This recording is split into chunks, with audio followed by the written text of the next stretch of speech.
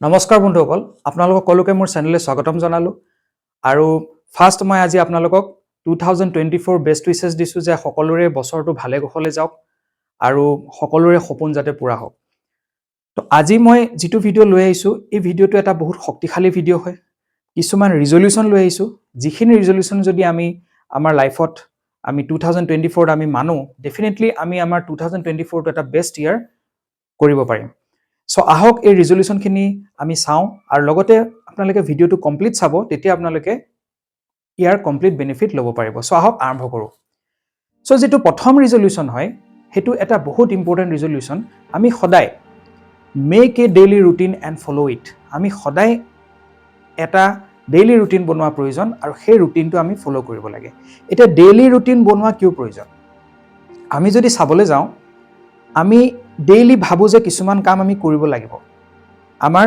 মাইন্ডত থাকে কিন্তু মাইন্ডত থকা বস্তুটো যেতিয়ালৈকে আমি লিখি নলও আমাৰ সেই বস্তুটো আমাৰ কমপ্লিট নহয় কাৰণ আমাৰ কিছুমান বস্তু আমি ভাবি থাকো যে আমি কৰিব লগা আছে বুলি কিন্তু সেইখিনি বস্তু আমাৰ কি হৈ যায় পিছত পাহৰা যায় সেই কাৰণে আমি যদি এখন প্লেনাৰত আমি এনেকুৱা এখন প্ৰগ্ৰেছিভ প্লেনাৰ এখন আমি ল'ব পাৰো এই প্ৰগ্ৰেছিভ প্লেনাৰ যিখন থাকে ইয়াতে আমি ধুনিয়াকৈ আমি লিখি ৰাখিব পাৰো যে আমি কি কাম আমি আজি কৰিব লাগে সেই কামখিনি আমি সেইমতে এই প্ৰগ্ৰেছিভ প্লেনাৰ মতে আমি কৰি যাব পাৰো এই প্ৰগ্ৰেছিভ প্লেনাৰখন আপোনালোকে ফ্লিপকাৰ্ট এমাজনত অৰ্ডাৰ কৰিব পাৰে আৰু এটা কথা হয় যে বিশেষকৈ আমাৰ এনেকৈ হয় যে আমি কিছুমান কথা ভাবি ৰাখো আৰু ভাবুতে আমাৰ কি হৈ যায় বহুত মাহ পাৰ হৈ যায় মাহৰ উপৰি বছৰ পাৰ হৈ যায় এনেকৈ কৰি আমাৰ বহুত বছৰ পাৰ হৈ যায় বহুত মানুহে আজি যেনেকৈ বছৰটো শেষ হোৱাৰ সময়ত কয় যে বছৰটো কেনেকৈ গ'ল গমেই নাপালো কিয় কাৰণ তেওঁ যিখিনি কাম কৰিব লগা থাকিল হয়তো তেওঁ কৰা নহল তো এতিয়া আমি যদি চাবলৈ যাও সময় কাৰো কাৰণে ৰখি নাথাকে সময়টো গৈ থাকিব আৰু সময়ত আমি আমাৰ কামখিনি কৰিব লাগিব এতিয়া আমি যদি চাবলৈ যাও আমাৰ হাতত সময় বহুত কম আছে আপোনালোকে জানেনে মই আপোনালোকক এটা বহুত ইম্পৰ্টেন্ট ইনফৰমেশন দিব বিচাৰো আমি যদি সিম্পলি চাব যাও আমাৰ হাতত কিমান ঘণ্টা থাকে আমাৰ ডেইলি আমাৰ হাতত 24 ঘণ্টা থাকে 24 ঘণ্টাৰ ভিতৰত মই যদি এটা সিম্পল কথা ক'ব যাও যে আমি শু কিমান ঘণ্টা আজি যদি আমি চাবলৈ যাও এটা সৰু বাচ্চাইটো 10-12 ঘণ্টা শুৱে বা এজন বৃদ্ধ মানুহ তেও 10-12 ঘণ্টা শুব পাৰে কিন্তু এজন এভাৰেজ মানুহে যদি আমি চাবলৈ যাও কোনোবাই ক'ব পাৰে মই 6 ঘণ্টা শু কোনোবাই 7 ঘণ্টা শুৱে কিন্তু এভাৰেজ হিচাপে 8 ঘণ্টাটো এজন মানুহ শুৱে 8 ঘণ্টা যদি এদিনত এজন মানুহ শুই আছে তো আমাৰ যদি 24 ঘণ্টা আমাৰ হাতত ডেইলি আছে তো 24 ঘণ্টাত 8+8+8 তিনটা ভাগত যদি আমি ভগাই দিও তো আমি আমাৰ 1/3 আমাৰ 1/3 মানে 1/3 আমি কি কৰি আছো ডেইলি আমি খোৱাত আমি কটাই আছো ডেইলি যদি আমি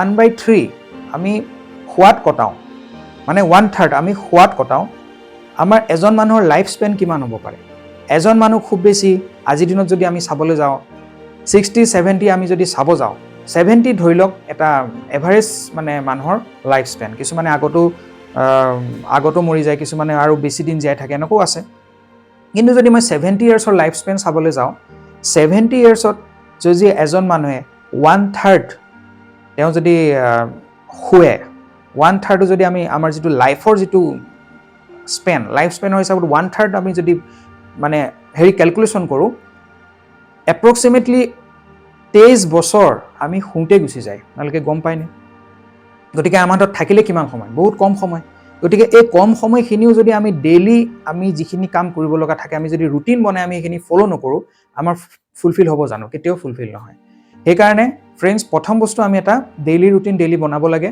আৰু সেই ৰুটিনটো আমি 100% ফলো কৰিব লাগে আহক সেকেন্ড ৰিজলিউশনটো চাও সেকেন্ড যেটো ৰিজলিউশন এটো এটা বহুত ইম্পৰ্টেন্ট ৰিজলিউশন হেতু হৈছে আমি ডেইলি ৰেগুলাৰ এক্সাৰসাইজ কৰিব লাগিব ৰেগুলাৰ এক্সাৰসাইজ কৰাটো বহুত ইম্পৰ্টেন্ট এটো ক'ব লগা কথা নহয় সকলোৱে জানে যে আমি এক্সাৰসাইজ কৰিব লাগে কিন্তু আমি যদি চাবলৈ যাও আজি দিনত কি হৈছে বহুত মানুহে এক্সাৰসাইজ নকৰে কাৰণ আমাৰ বিশেষকৈ মন নাযায় বা বহুতৰ লেজিনেছ ফিল হয় এই কাৰণে বহুতে এক্সাৰসাইজ নকৰে এতিয়া আমি যদি চাবলৈ যাও ম্যাক্সিমাম বেমাৰ আজাৰ কি হৈছে এক্সাৰসাইজ নকৰাৰ কাৰণে হৈ আছে আৰু সবতকৈ ডাঙৰ বস্তু কি হয় আমি যদি চাবলৈ যাও আজি আমি ইমাজিন কৰিব লাগিব যে বাই চান্স আমাৰ কিবা এটা এনেকুৱা বেমাৰ হ'ল আমি হস্পিটেলত এডমিট আছো আৰু সেইখিনি সময়ত আমাৰ কেনেকুৱা লাগিব আমি হস্পিটেলত গ'লে দেখা পাওঁ বহুতখিনি বেমাৰী মানুহ আহি থাকে গৈ থাকে, তেওঁলোকে বেমাৰত ভুগি থাকে। তাত যিটো এনভাইৰনমেণ্টটো কেনেকুৱা লাগে বাৰু? এনভাইৰনমেণ্টটো বহুত দুখ লগা লাগে। এনভাইৰনমেণ্টটো এনেকুৱা লাগে যে মই ইয়াত যাতে জীৱনত নাহোঁ, এই জেগাত যাতে আহিব লগা নহয়। তো আমি ভাবিব লাগিব যে আমাৰো যদি এনেকুৱা হয়, আমাৰ কেনেকুৱা ফিল হ'ব। 2 নম্বৰ কথা হৈছে, আজিকালিৰ দিনত কি হৈছে? আজিকালিৰ দিনত যিবিলাক আমাৰ ট্ৰিটমেণ্ট বহুত কষ্টলি হৈ গৈছে, মেডিচিন বহুত কষ্টলি হৈ গৈছে। তো আমি ভাবিব লাগিব যে আমি এই ডেইলি এক্সাৰচাইজ যদি আমি নকৰোঁ, আমাৰ কি হ'ব পাৰে? আমাৰো তেনেকুৱা অৱস্থা হ'ব পাৰে, আমি হস্পিটেলত যাব লগা হ'ব পাৰে। আৰু তাত কি হ'ব পাৰে, আমাৰ যিমানখিনি ছেভিংছ আছে, বেংকৰ ছেভিংছ আছে, আজি ট্ৰিটমেণ্টৰ নামত আমাৰ খৰচা হৈ যাব পাৰে, যিখিনি আমি কষ্ট কৰি ঘটা পইচা।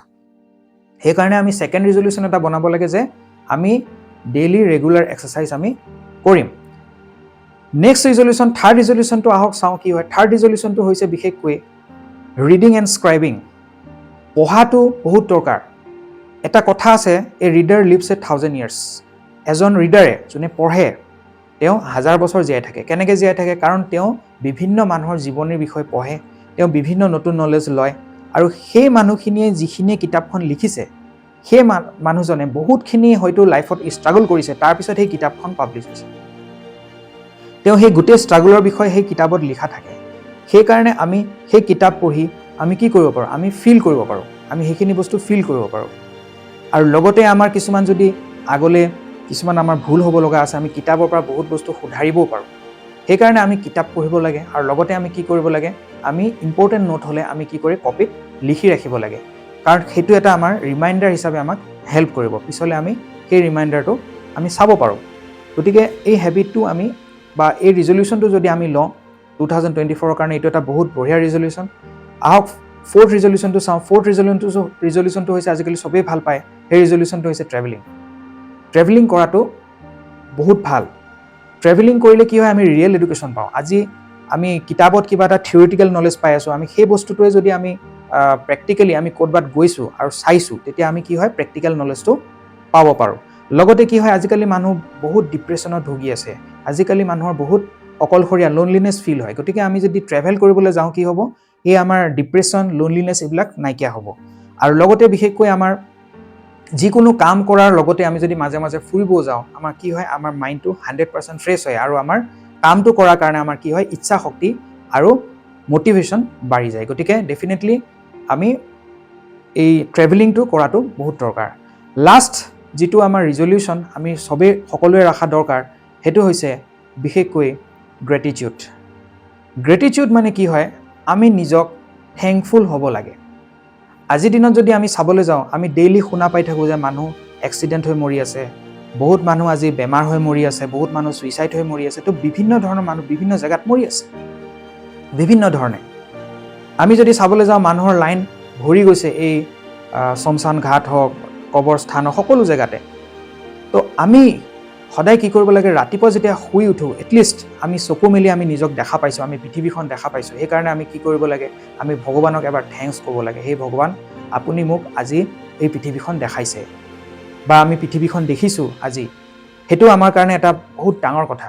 আৰু আমি সেইকাৰণে নিজক নিজে থেংকফুল হ'ব লাগে, আমি ভগৱানক থেংকছ ক'ব লাগে। আৰু আমি সকলোখিনিক আমি থেংকছ ক'ব লাগে, আমাৰ ফ্ৰেণ্ডছ, আমাৰ ফেমিলি, সকলোকে, যাৰ কাৰণে আজি আপুনি এই জেগাত আপুনি আহিব পাৰিছে।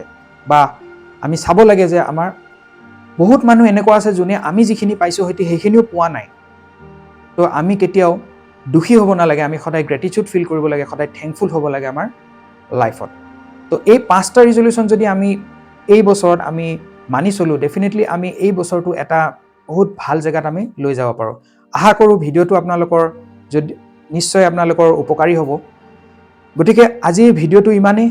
যদি ভিডিঅ'টো আপোনালোকে ইনফৰ্মেটিভ পাইছে, আপোনালোকৰ ফ্ৰেণ্ডছ ফেমিলিক শ্বেয়াৰ কৰিব। আগলৈ আমি আৰু এটা নতুন ভিডিঅ' আপোনালোকৰ কাৰণে লৈ আহিম। আজিৰ কাৰণে ইমানেই। Thank U.